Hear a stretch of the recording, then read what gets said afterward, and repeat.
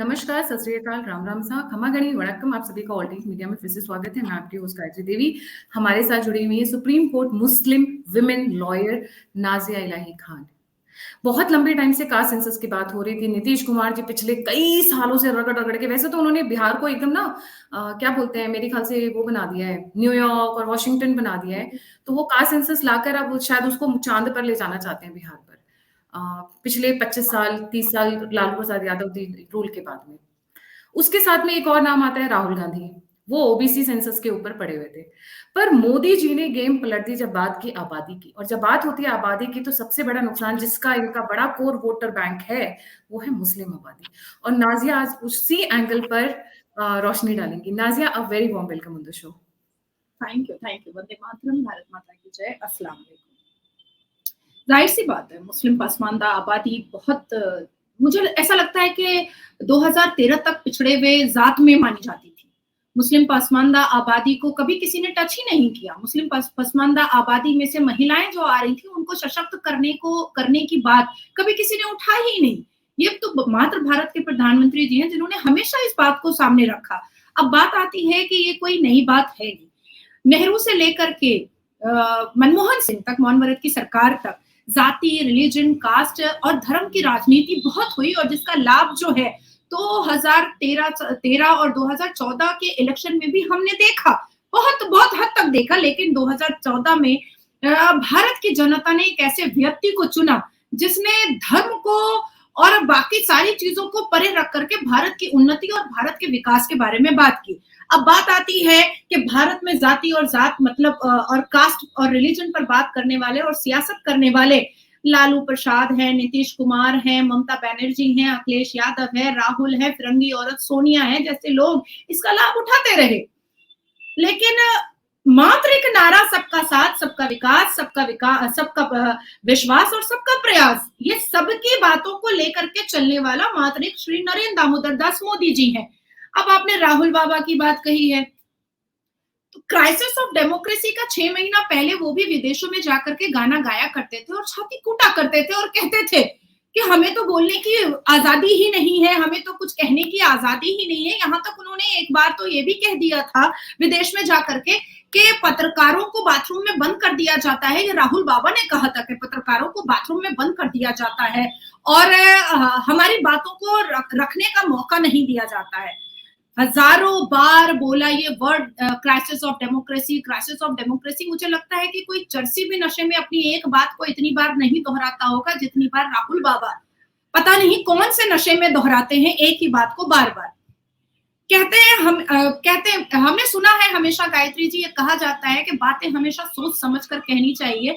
पर अब विपक्षी दलों में एक नेचर हमेशा हमने देखा है, 75 साल से ये देखते आ रहे हैं कि कहते वो जरूर है पर समझना तो सिर्फ जनता को पड़ता है, इसके अलावा और कुछ नहीं पड़ता है।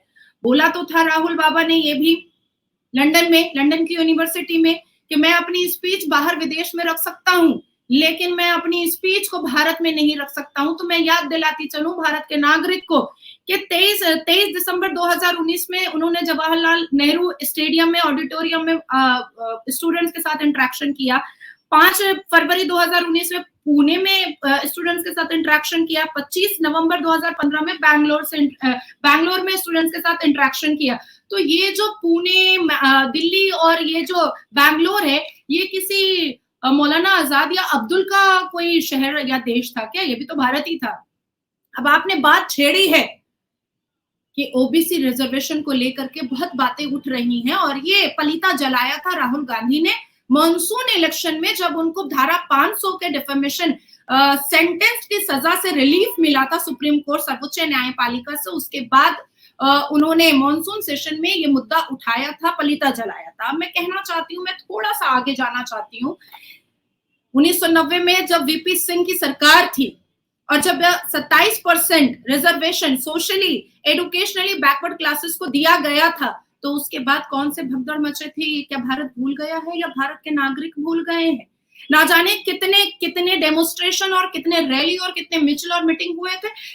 कई युवाओं ने आत्महत्या की थी और कई छात्र छात्राओं ने रैलियां निकाली थी।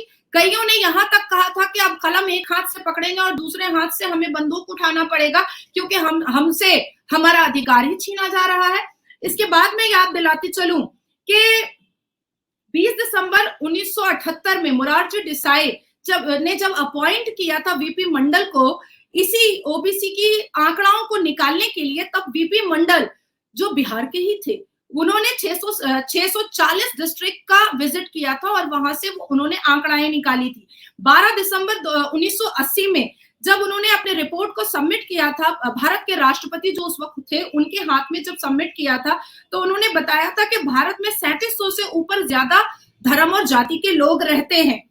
उसके बाद फिर जब 1978 में बिहार के सीएम ठाकुर 11 नवंबर को जब वो ऐलान किए कि ओबीसी के ऊपर ओबीसी के पिछड़े वर्ग को देखा जाए और इस पर रिजर्वेशन किया जाए, तब भी बहुत भगदड़ मचा था। अब मैं बात बताती चलूं कि इन्होंने जिन ओबीसी को लेकर के पत्ता बना करके आज से नहीं 1978 से जो गेम खेल रहे हैं विपक्षी दल, ये कोई नया खिलवाड़ तो है नहीं, ये कोई नया पलीता तो नहीं है, ये बहुत पुराना पलीता है। मैं पूछना चाहती हूँ विपक्षी दलों से आपके इस ब्रॉडकास्ट से कि आखिर अलीगढ़ मुस्लिम यूनिवर्सिटी में ओबीसी को क्यों नहीं एडमिशन दिया जाता है?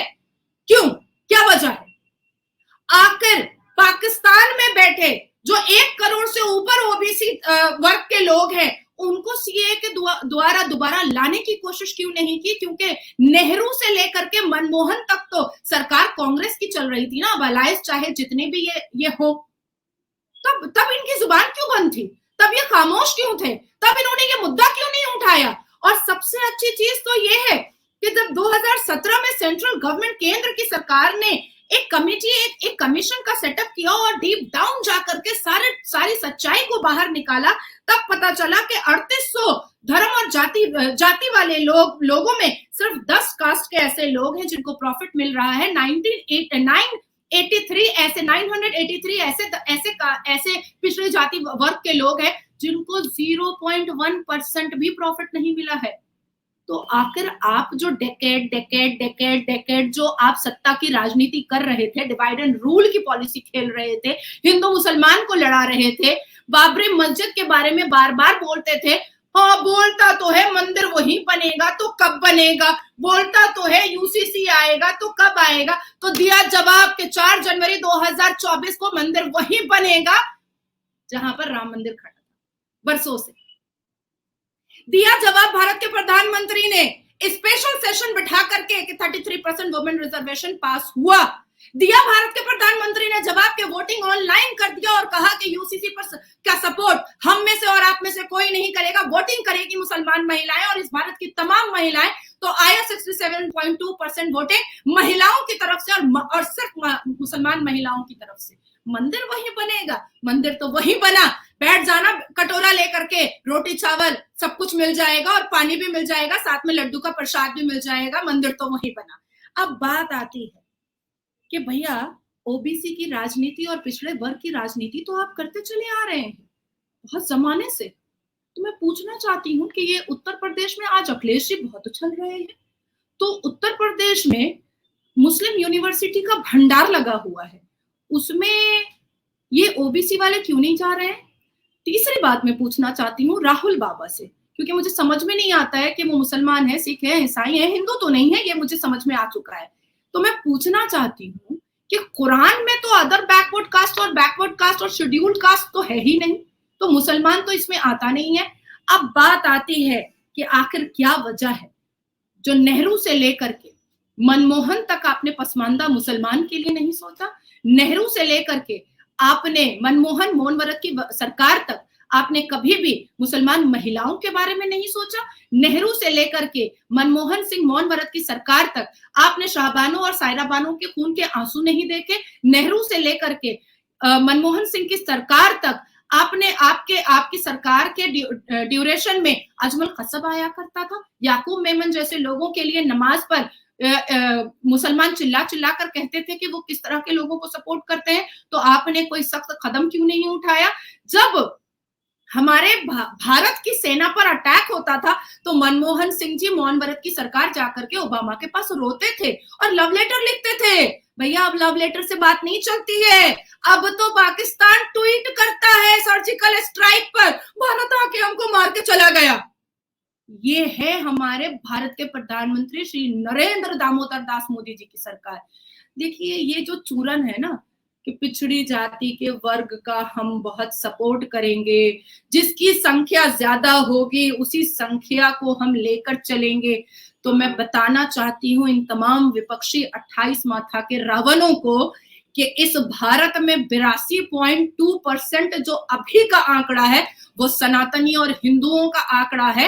इनको बांटने की राजनीति आपने बहुत जमाने तक की, आपने नेहरू से लेकर के मनमोहन सिंह तक की। अब इन सनातनियों को आप किसी भी धर्म और जाति में बांट नहीं पाएंगे, क्योंकि अब इन्होंने ऐलान। मैं साथ साथ गायत्री जी के भी कहना चाहती हूँ, ये तमाम 28 माता के रावणों से एक बात और कहना चाहती हूँ कि 72 फिरकों के या मुसलमान की कौम जो भारत में सर उठा करके रहती है, यहाँ की योजनाओं से लाभ उठाती है, फितरा और ज़कात के नाम पर ना जाने कितने चंदे उठाती है, मजार के नाम पर ना जाने कितने करोड़ों रुपए उठाती है। मैं पूछना चाहती हूँ कि इनका भी तो कुछ आंकड़ा निकाला जाए। ये 72 फिरका के मुसलमानों में कौन कितने आंकड़ा पर रह रहा है, ये भी तो बहुत जरूरी है। पसमानदा मुसलमानों में कितने एडुकेटेड हैं, कौन वहाबी है, कौन अहमदी है, कौन शिया है, कितना कितना परसेंटेज किसको मिल रहा है, ये भी तो पता चलना चाहिए। क्यों इसके बारे में पता नहीं करना है? अब मुसलमान की राजनीति छोड़ करके आप पिछड़े वर्ग की राजनीति अगर लेकर आए तो पसमानदा में तो मुसलमान सबसे पहले आता है। सच्चर कमीशन की रिपोर्ट है भैया, जिसको आप डिनाई नहीं कर सकते। कांग्रेस की सरकार के वक्त में यह रिपोर्ट आई थी, जिसको आप कभी इनकार नहीं कर पाएंगे राहुल बाबा और अखिलेश जी के मुसलमान जो है वो इतना पसमानदा है कि वो दलित से भी शिक्षा में पीछे है। ये तो सच्चर कमीशन की रिपोर्ट है, ये तो मेरी और आपकी बनाई हुई रिपोर्ट नहीं है, और ये नाजिया की हवाबाजी नहीं है, ये सच्चर कमीशन की रिपोर्ट है। और ये कांग्रेस जब केंद्र की सरकार में बैठा था तब की ये रिपोर्ट है, और आज तक वहीं पर स्टिक है कि हम मुसलमान इतने पसमानदा है कि हम दलित से भी शिक्षा में पीछे हैं। तो उसके बारे में क्या क्या ख्याल है राहुल बाबा का? क्या ख्याल है? पब में सिर्फ नाचेंगे जाकर के, फॉरेन कंट्री में जाकर के भारत को बदनाम करेंगे, फॉरेन कंट्रीज में जाकर के भारत पर अभद्र टिप्पणियां करेंगे, फॉरेन कंट्री में जाकर के। आपकी चोरी और बेईमानी जब जनता के सामने आएगी तो आप ये कहेंगे कि हमें बदनाम किया जा रहा है। 2024 से पहले आपने किया क्यों चोरी? आपने जनता का पैसा मारा क्यों? और जब आपको कोई चीजें समझ में नहीं आई तो आपने सीधा आपने जाति वर्ग और पिछड़े समाज को उठा करके आपने बंटवारा करने की कोशिश कर डाली। फिर से एक आपके दादा परदादा थे जिन्होंने भारत के टुकड़े कर दिए, और अब आप तो इंसानियत का ही टुकड़ा करने के लिए खड़े हो गए हैं। कितने टुकड़े करेंगे ये गांधी परिवार, मुझे समझ नहीं आता है, और कितने टुकड़े।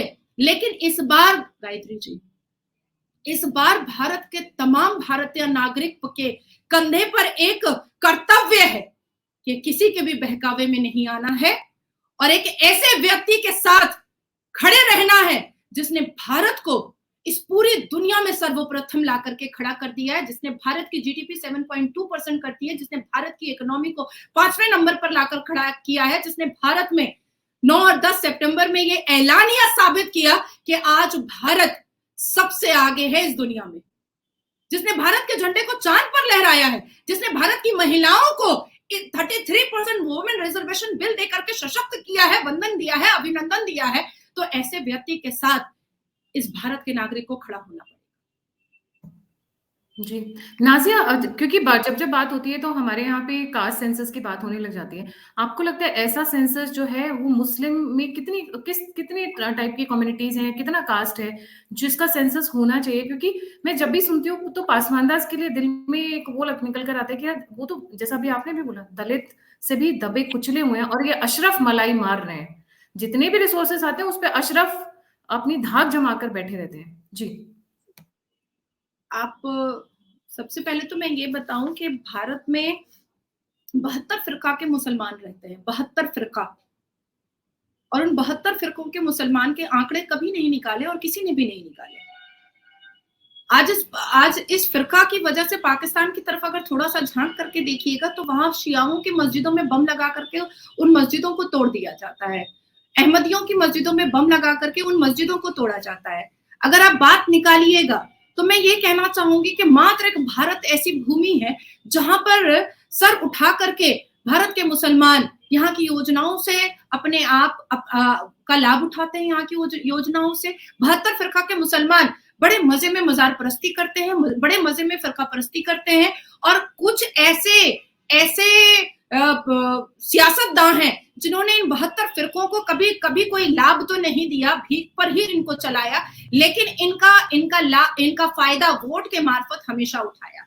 आप मुझे बताइए कि क्यों आखिर वेस्ट बंगाल में श्रीमती ममता बनर्जी खुद को ब्राह्मण घर की महिला कहने के बावजूद भी ईद की नमाज में हेट्रेट और प्रोवोकेटिव स्पीच देती हैं? क्यों श्रीमती ममता बनर्जी चंदन का टीका लगाने से कतराती हैं? क्यों श्रीमती ममता बनर्जी एक हिंदू व्यक्ति से 21 जुलाई के शहीद दिवस पर अजान दिलवाती हैं तबला सारंगी के साथ?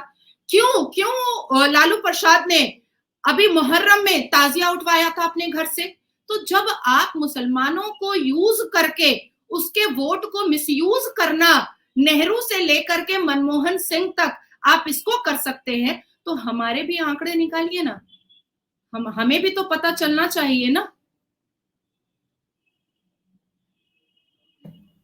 जी बिल्कुल पता चलना चाहिए, क्योंकि बात जब ग्रोथ और डेवलपमेंट की हो रही है, जिस तरीके से हिंदुओं में कहा जाता है SC STs काफी दबे कुचले हैं, तो उसी तरीके से मुस्लिम्स में भी जो है पासमानदास दबे कुचले हैं, उसी तरह क्रिश्चियंस में भी तो है। हम क्रिश्चियंस को क्यों भूल जाते हैं? उनको भी संख्या करोड़ों में है, और अब तो क्योंकि क्रिप्टो क्रिश्चियन का टाइम चल पड़ा है, नाम आपका हिंदू होगा बट आप हैं क्रिश्चियन, आपको पता भी नहीं चलता। अजीत जी को तो जब दफनाया जा रहा था, जब उनको पूरे वो क्रिश्चियन रिचुअल्स के साथ में उनको लेकर जाया गया जहां पर इनका वो कब्रिस्तान होता है क्रिश्चियंस का, तब पता चला कि he was a crypto Christian. तो ये भी संख्या करोड़ों में है, तो उनके बारे में भी तो बात होनी चाहिए ना नाजिया हमेशा। अच्छा, एक तो ये पॉइंट बिल्कुल होनी चाहिए, इवन फारसियों के बारे में बात होनी चाहिए, इवन यहूदियों के बारे में बात होनी चाहिए, तो इन लोगों के बारे में कोई बात क्यों नहीं हो रही है? और रही बात कि जो जितना परसेंटेज में ज्यादा आ रहा है उसको उतना लाभ मिलेगा, तो मुझे लगता है कि हमारे देश के 82.2% सनातनियों को बड़ा छाती आज चौड़ा कर लेना चाहिए, क्योंकि इन्हीं को मिलेगा, क्योंकि यही सबसे ज्यादा है। और उस पर फिर किसी अब्दुल और राशिद को रोना नहीं चाहिए, और फिर राहुल बाबा जैसे पता नहीं, मुझे तो नहीं समझ में आता है कि वो कौन से धर्म के मानने वाले हैं, तो उनको भी आवाज नहीं उठानी चाहिए, क्योंकि जब हम परसेंटेज पर जा रहे हैं तो 82 अब मोर देन 82% तो सनातनी है। जी, और इसमें एक चीज और है, जब हम बात 82 की करते हैं, ये हमेशा नंबर से डराते रहे हैं, हम 30 करोड़ मुसलमान हैं, हम 30 करोड़ मुसलमान हैं, जैसे कि वो साजिद राशिद जी हैं, all India Muslim personal law board के मिस्टर मदनी हैं, ये लोग डराते रहे हैं। तो जब बात पॉपुलेशन की होती है, और जब खुद मोदी जी ने कहा दिया कि भैया नंबर के हिसाब से चलना है, तो फिर नंबर गेम तो अलग है, तो यहाँ पर इनको भी तो समझ जाना चाहिए ना। ये जो आप पत्थर उठाने की बात करते हो, तो अगर उन 80% ने पत्थर उठाया, तो कौन सी जगह ढूंढोगे आप? मतलब कहाँ चांद पे चले जाओगे या फिर अमेरिका चले जाओगे? जी देखिए, ये जो मुसलमान कहते हैं ना हम जन्नत जाएंगे, तुम काफिर हो, तुम जहन्नम जाओगे, कहीं नहीं जाने वाला है। ये 72 हूर के लालच में मारे जाने वाला है, इसके अलावा कुछ नहीं होने वाला है। आज दलित से भी पीछे एजुकेशन में 72 हूरे और 72 फिरके, कोई कनेक्शन है क्या बीच में? बड़ा जबरदस्त कनेक्शन है, इस पर कभी हम और सेशन करेंगे। बड़ा जबरदस्त कनेक्शन है। अभी बात आपने उठा दी है मौलाना साजिद रशीदी और मौलाना अरशद मदनी की, तो देखिए ये अहमदी, वहाबी, शिया, ये सारे फिरकों को ये मानते नहीं है, ये नहीं मानते हैं, ये सुन्नते रसूल को मानते हैं और सुन्नियों के बारे में बात करते हैं। लेकिन जब इनको अपने आंकड़ा में को दिखा करके किसी को डराना होता है, तो ये सारे 72 फिरकों को कैलकुलेट करके अपने साथ ले लेते हैं। लेकिन जब भी अहमदी के बारे में बात होगी तो ये कहेंगे कि ये तो मुसलमान ही नहीं है। तो शिया के बारे में बात होगी तो मौलाना साजिद रशीदी और मौलाना अरशद मदनी जैसे लोग कहेंगे कि ये तो मुसलमान ही नहीं है। लेकिन जब किसी एक खास सनातन धर्म के लोगों को डराने की बात आएगी, तब ये कहते हैं कि हम तो 30 करोड़ की आबादी में हैं। भैया, तू जब 30 करोड़ की आबादी में है तो डरा हुआ क्यों है? तू क्यों हर वक्त कलेजा कूटता है और पीटता है, और तू विधवा की तरह क्यों रोते रहता है कि हम तो डरे हुए, मेरा इस्लाम खतरे में, मेरा इस्लाम खतरे में है? कभी क्यों नहीं आवाज उठाता है कि पिछड़े वर्ग के बारे में जैसे कैलकुलेशन निकाला जा रहा है, मुसलमान पिछड़े और पसमानदा वर्ग के बारे में भी कैलकुलेशन निकालिए कि कितना शिया है, कितना यहूदी है, कितना वहाबी है, कितना सुन्नी है। ये इसलिए नहीं निकालते हैं क्योंकि इस भारत में 1 करोड़ से ऊपर एक्स मुस्लिम हो चुके हैं और इनकी पोल पट्टी बाहर निकल जाएगी कि मुसलमान जो जितने मुसलमान हैं उसमें से मोर देन 1 करोड़ मुसलमान ने धर्म परिवर्तन किया है या वो नास्तिक हो चुके हैं कि मैं किसी धर्म को ही नहीं मानूंगा, जिनको एक्स मुस्लिम कहा जा रहा है। और ये मैं नहीं बोल रही हूँ, ये आंकड़े बोल रहे हैं। Wow, nobody knows about it. Nobody even know. अच्छा, एक चीज और है नाजिया, जब हमारे यहाँ क्योंकि अब ये क्योंकि कास्ट की बात हुई ना, हिंदूज में तो मैं पैरेलली मुस्लिम्स में भी वही लेकर चल रही, जैसे हिंदुओं में इंटरकास्ट मैरिज को लेकर हमारे पास एक्ट्स हैं, मैरिज एक्ट्स हैं, तो ऐसा कुछ क्या all India Muslim personal law board में भी है क्या? वहां पर जैसे शिया सुन्नी में शादी हो गई या वहाबी के साथ अहमदिया की शादी हो गई, तो वहां पर भी कुछ एक रूल्स एंड लॉज हैं रेगुलेट करने के लिए? क्योंकि इंटर फिरका marriage I am sure allowed नहीं होगा, फिरका बोलते हैं जैसे, कास्ट नहीं बोलते हैं उधर जी। देखिए, ये मानवता जो है ना, ये सनातन धर्मों में है कि आपने स्पेशल मैरिज एक्ट को भी एक्सेप्ट कर लिया कि ठीक है, हम मुसलमान लड़की एक्सेप्ट कर लेंगे, हम मुसलमान लड़का एक्सेप्ट कर लेंगे। ये मानवता का जो जीता जागता मिसाल है, ये सिर्फ और सिर्फ सनातन धर्म में है। इस्लाम में ऐसी कोई चीज नहीं है। अगर आज एक मुसलमान लड़की खड़े होकर के ये कह दे कि हमको शिया से शादी करनी है, तो उसको गुस्ताखे रसूल की सजा हो जाएगा।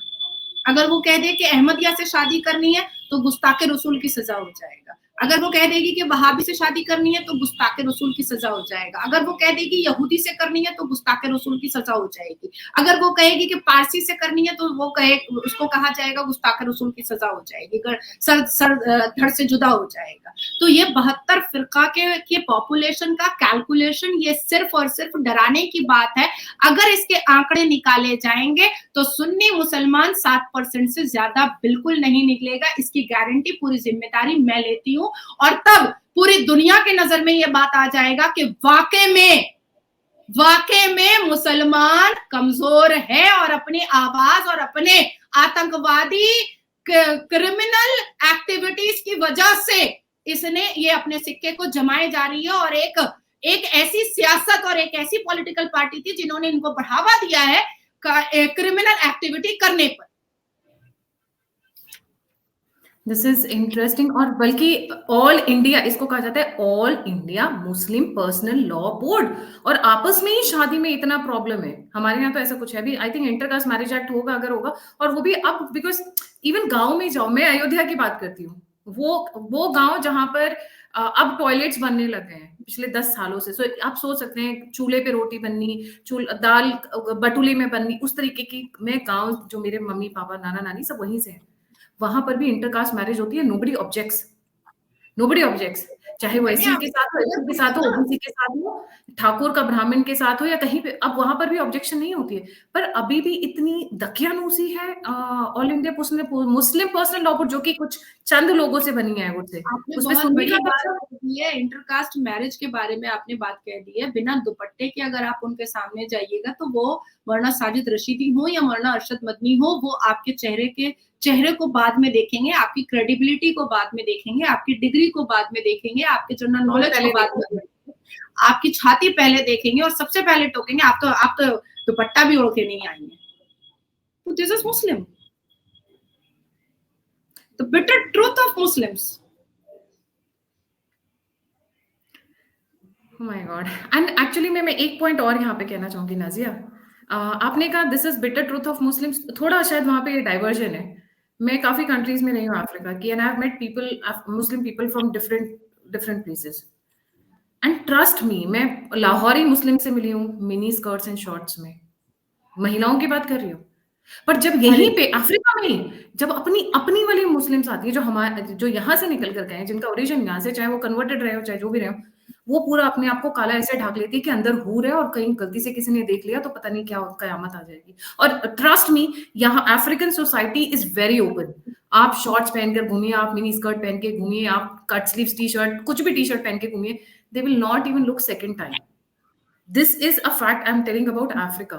Africa में love marriages are very common. Open societies हैं यहाँ पे. यहाँ पे arranged marriages हाथ सुनाई देती हैं. इस टाइप की society. हर वो मुसलमान जो शिक्षित है, हर वो मुसलमान जो संविधान का, भारत के संविधान का मान करता है, एहतराम करता है, हर वो मुसलमान जो खट करके कमाने पर विश्वास करता है, अपने एफर्ट पर वो भरोसा करता है, उनको इन सारी चीजों से कोई मतलब नहीं है। उनका धर्म उनके घर के अंदर होता है, उनकी नमाज उनके घर के अंदर या मस्जिदों के अंदर होती है। ये वो लोग हैं जो धर्म को सामने रख करके चंदा और फितरा और ज़कात पर अपनी जिंदगी को लग्जेरियस बना रहे हैं, इसलिए ये अफवाह और ये षड्यंत्र वो खेलते रहते हैं। My God. तो I think would you like to demand a census even in Muslim community? पता तो चले कितने अशरफ हैं, कितने वहाबी हैं, कितने। Definitely. मैंने तो ऐलानिया कहा है कि जिस तरह से सच्चर कमीशन की रिपोर्ट आई तो हमें पता तो चला, एटलीस्ट सेंट्रल गवर्नमेंट गैजेट से हमें पता चला कि हम दलित से पीछे हैं एजुकेशन में।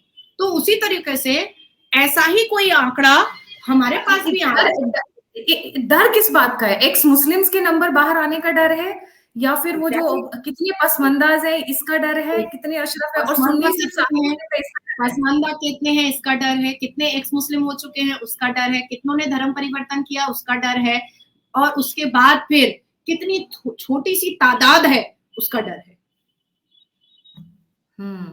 जो अपना वो क्या बोलते हैं, जो पॉलिटिकल गेम्स खेल रहे हैं, वो सुन्नी 7% जिसको आप कहती हैं, है ना जी। Thank you so much Nazia for joining. जाने से पहले सभी व्यूअर्स से रिक्वेस्ट है, please don't forget to like, subscribe and share the all neat media.